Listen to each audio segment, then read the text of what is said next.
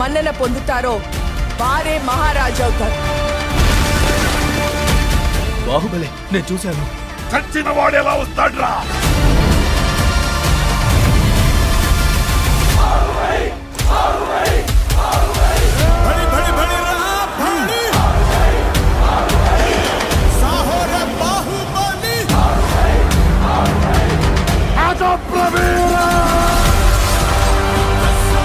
మన గుండె ధైర్యం కన్నా శత్రు బలగం పెద్దది అనుకోవడం మరణం.